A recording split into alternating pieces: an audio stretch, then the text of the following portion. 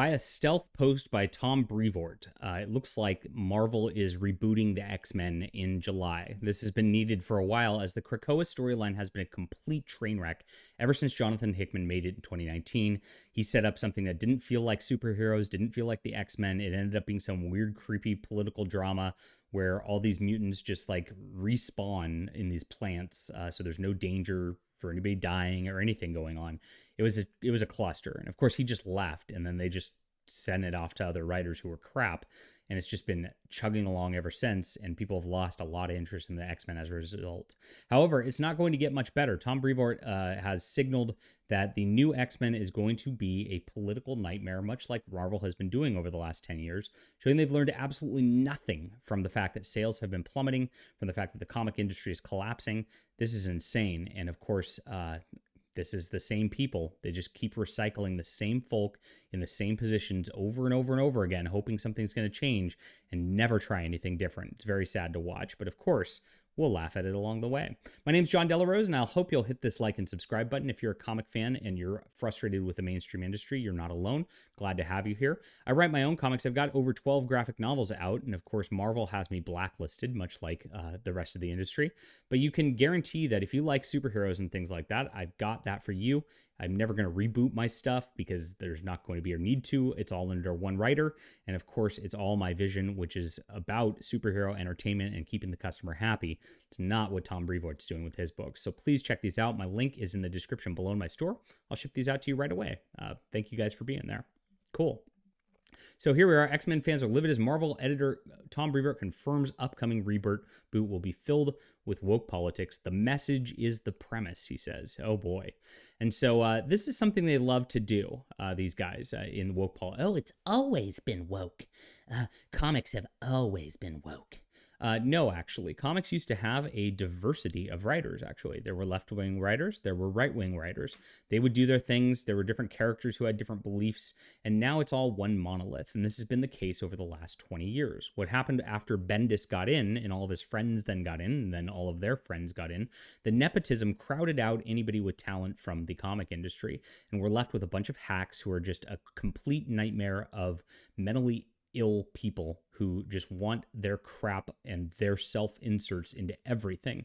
And so we're going to expect more of that from the X-Men. That's what looks like Tom Brevoort is saying is going to happen. He's claiming this is a good thing. Now, this is on Fandom Pulse, my website, which is a news site for pop culture entertainment.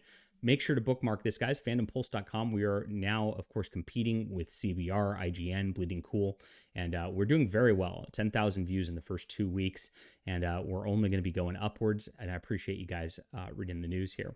But here's what happened. He made his announcement about Krakoa with this X-Men from the Ashes, July 2024. Now, number one, this is hacky by itself, because if you look at the way X-Men tries to sell their events these days, even with the Hickman era, they did X-Men Inferno, right? And Inferno was already an X-Men story under Chris Claremont, so you were supposed to remember that. From the Ashes was also another one. It's a Phoenix storyline, right? And so, they're just renaming things after the old things, hoping they can trick you into buying it, I guess, by making you hope you're buying a copy, maybe a facsimile copy of the old one. I don't know. But this is their strategy that they keep doing because they can't come up with anything good or new. So he posted this, and of course he got a lot of heat from fans who are like, look, X-Men's been really woke lately. All the characters are gay now. All the characters are just not fun anymore. And it's been terrible under Krakoa. Are you going to change things? Please make sure like Marvel sets back on straight. And of course, instead of actually like listening to the fans, as an editor should, and trying to put things in a direction that the fans will like, he made it clear that, it's going to be about his little politics in this post. Well, this X-Men graphic sure brought a lot of people out in force. So right there, it's passive aggressive, being like, oh, these people, meaning his readers, the people who pay his paycheck, his fans, who he should be respectful of, which he's not, because these people have also this like sort of thing like, I'm the Marvel editor and you're just the fan. It's like a pedestal they place themselves on where they, think they're better than you because they have corporate approval and you don't at the end of the day. And they try to lord this over people. And this is part of the tactic of clout that keeps the mainstream industry going. It's really sick. One reminder that I thought wouldn't be necessary. Express whatever opinions you like, but if you show up with homophobia or bigotry or hate speak of any sort, it'll be an instant block. So, of course, immediately, even before this is out, he's accusing fans of hate speech. And this is, again, their tactic they do over and over again. They produce a bad product. They produce it with like very heavy handed woke identity politics. And then because you go, you know what? I don't like this because I don't agree with your politics and like you're ruining my fun time with X-Men. They go, you're a bigot. And this is like all they've got at the end of the day because they can't tell good stories. It's really, really sad to watch. So this is what he posted on that. And of course, when somebody said, how about you tell a good story and stop shoving the message down our throats, which is what everybody wants, he goes, it's X-Men. The message is the premise. And this is exactly what he's trying to say. The message is not the premise in X-Men. Stan Lee just made a superhero team just like much other with, of course, Professor X and Jean Grey, Scott Summers, Angel and Iceman and Beast at the end of the day. And, they were just out fighting against evil mutants at the end. So it was them versus the evil mutants, right? And some mutants with their powers were evil, but we have to protect normal people from those people with powers with evil who are doing the evil. And of course, that was it. So they have had some civil rights issues based on, of course, like race relations and things like that over the course of the years.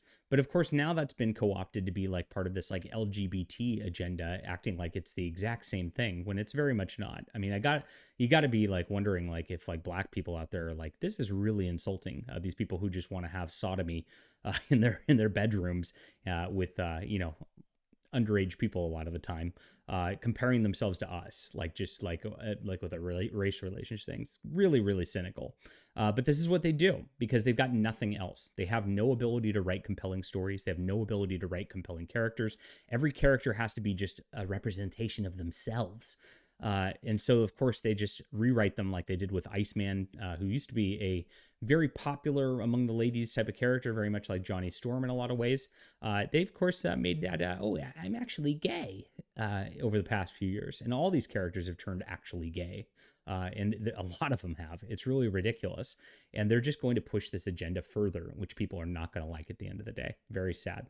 All right, leave a comment down below with what you think about this. And of course, I told Tom Brevoort the other day, if he really wants diversity and inclusivity, every writer's been on the extreme left end of things. I am a right-wing guy. I can fix X-Men. I know how to write good superhero stories. Bring me on board. Show your real commitment to diversity, and I will put out some good work that's going to change comics and, of course, maybe save X-Men, Tom. But, of course, he won't do that because they don't care about diversity for real. They want everything to look exactly the same and be the homogenous nonsense that they've produced over the last 10 years. Okay, now you can leave a comment down below, and now you can hit that like and subscribe button. We'll be back soon.